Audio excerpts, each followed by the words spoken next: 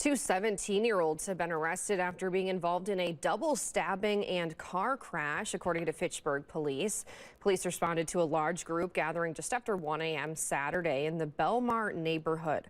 When officers arrived, they found that a disagreement had led to one car intentionally hitting another and then two stabbings. Police say the injuries were non-life-threatening, and both of those people have been released from the hospital.